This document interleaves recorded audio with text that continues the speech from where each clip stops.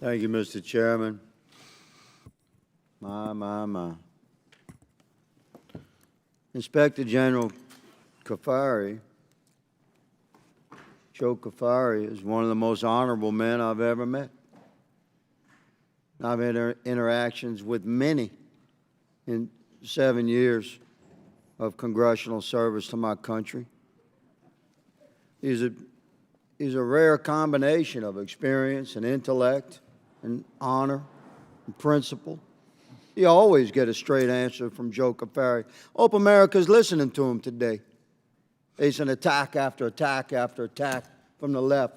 The man's not looking at notes, he's responding from his head because he knows what's going on.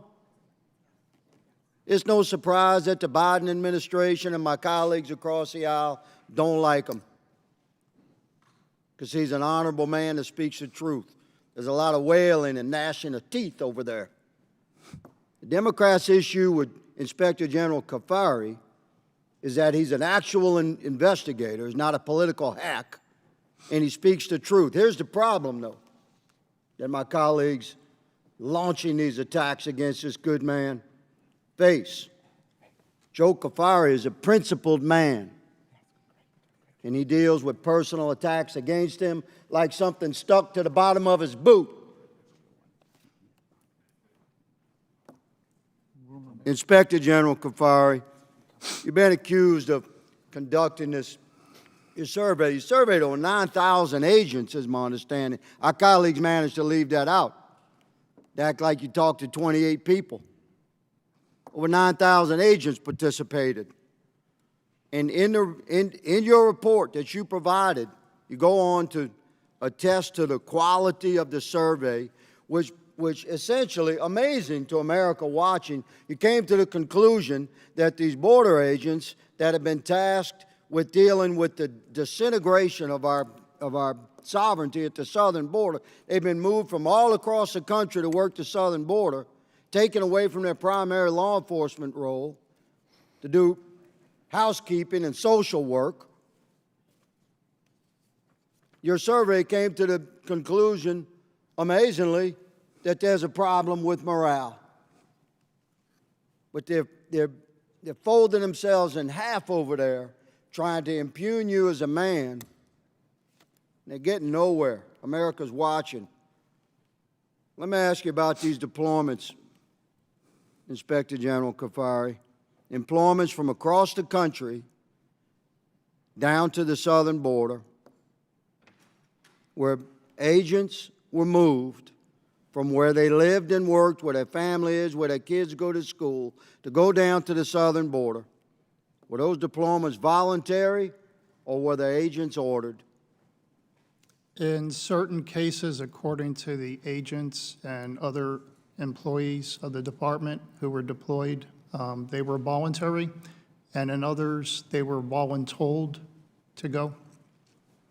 So could you clarify what that means? I know what it means. I'm a veteran, an Army veteran, I was a cop for 12 years. I mean, you get volunteered. Your chain of command tells you, yeah, we need you to volunteer for this. So these guys are deployed for quite some time in incredibly difficult circumstances. They love their country, they're serving their country. By and large, they concur, but the longer they stay down there, the more it impacts themselves, their family, their morale, their esprit de corps of their units. I